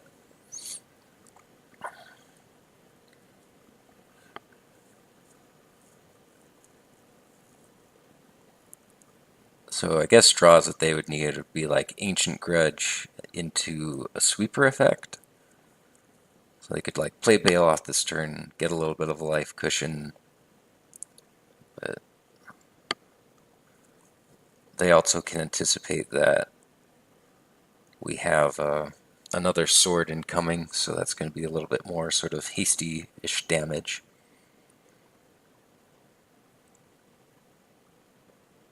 Yep, and they're packing it in. Alright, so what is this? One more match to go. We're doing pretty well. We lost to Dredge, but we've won our other matchups. Stay tuned for the last one, Stratters. Welcome, Stratters, to the fifth and final match of our league, here with Bitter Swords. On the draw, I don't really like this hand. I'm gonna mulligan, try to look for more lands, more. Okay, this looks good. Keep this. So we have kind of disruptive spell on turn one, and then we can, try to Serum Visions into the appropriate thing later. We already have a sword and one Trophy Mage. I don't think I really want another one. Rather find some other forms of interaction. Inspiring Vantage, so it could be like a burn or some sort of a... Okay, it is. It is burn. Okay, so the goal here is to get a creature with a sword that gains life as soon as possible. So preserve life total. Have to Inquisition, hopefully pull a creature out if they've got it. And I guess snag the 4-point burn spell. It's a somewhat awkward hand. Probably just never going to cast this. Thoughtseize this game. Yeah, if they drew another 1-mana spell, then they'll just fire both of them off at us. So, Bolt gone. Mountain gone. Did our opponent mulligan this game? So opponent might have another mountain in their hand, not exactly sure.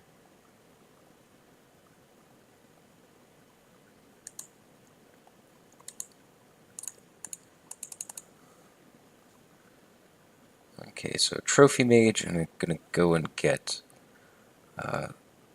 Sword of War and Peace.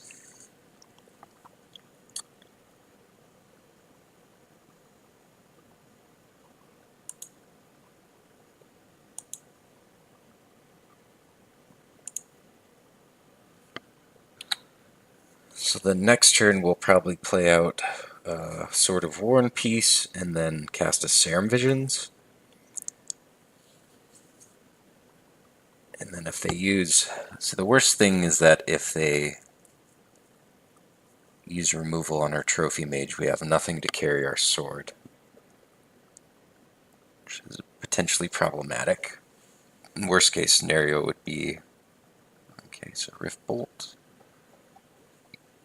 Worst case scenario would be... can't think of the name. Searing Blaze.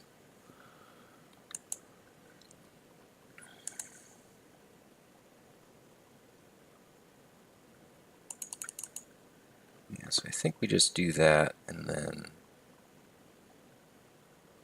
cast Serum Visions.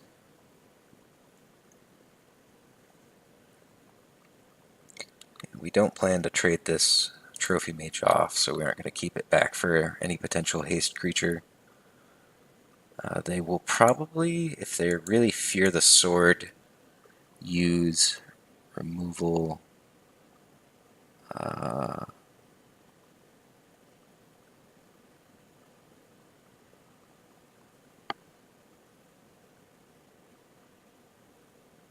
So I guess put that on bottom and this on top, since this is a flash threat. So we'll see here if they use the Rift Bolt on the Trophy Mage or not. If they fear a hit with the sword, they're gonna kill off our Trophy Mage, since it's the thing that can carry it. Okay, so apparently they don't fear us doing that.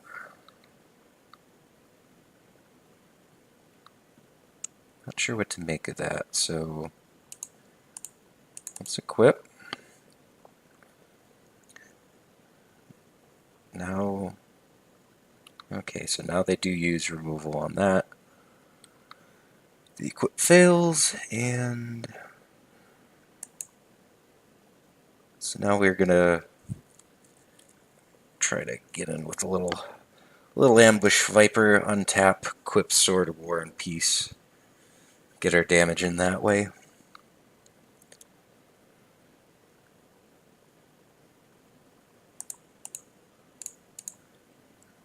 And we'll also whatever, it doesn't really matter. We just need something to... Any warm body will do. We'll get another blue land while we can.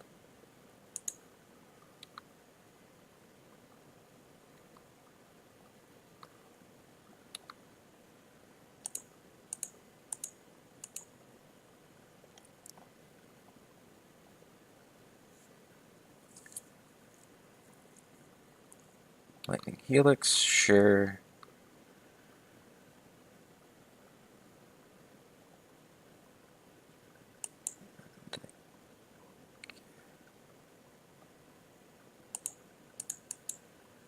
Guess we'll play Bitterblossom. It will eventually make a creature for us, so there's that.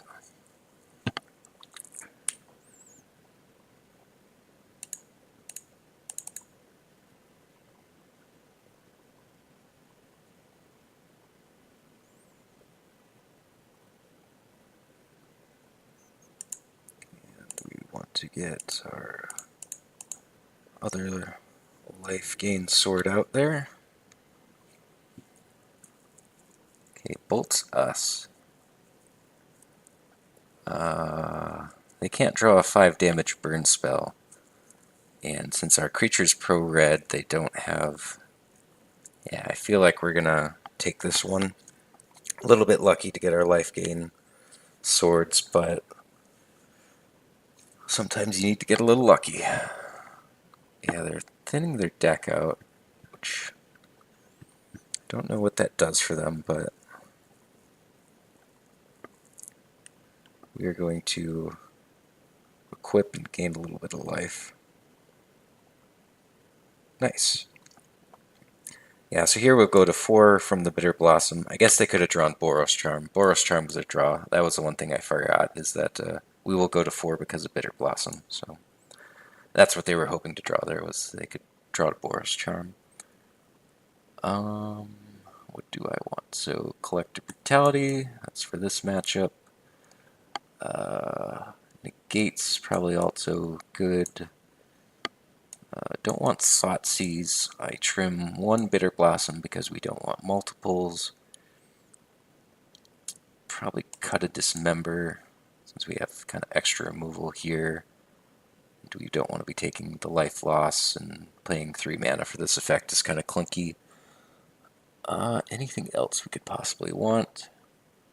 Could bring in like a Spreading Seas, but they look to be only Boros colors, so that's not the best. Could bring in a Vendilion Clique.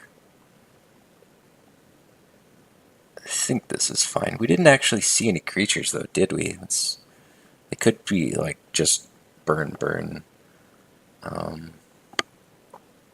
As in like no creatures burn.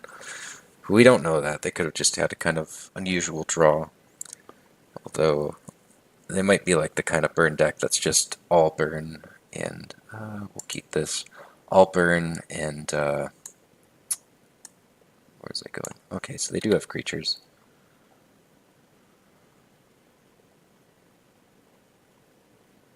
Yeah, I'd like to Inquisition you in case you have like a Eidolon for Great Rebel or something.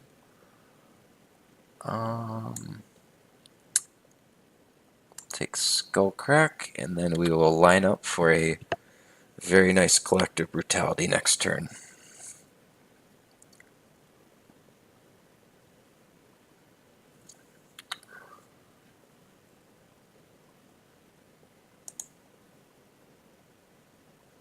So spike us, bolt us,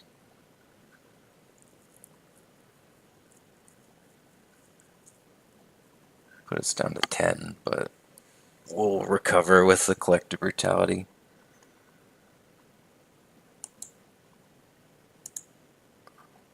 All 3 modes, please. You, and you, and you again. And I want to get rid of that, and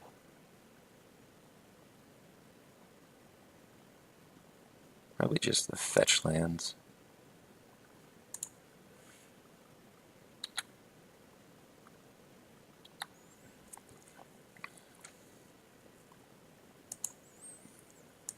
Okay, try to find us an untapped land.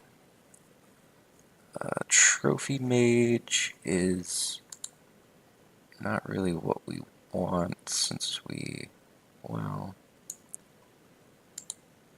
bottom, and then this is a land, which might be good enough. We could go sword, play Whirler Rogue. Yeah, I think that's fine, so we can just plan on next turn playing the sword, following turn playing the Whirler Rogue.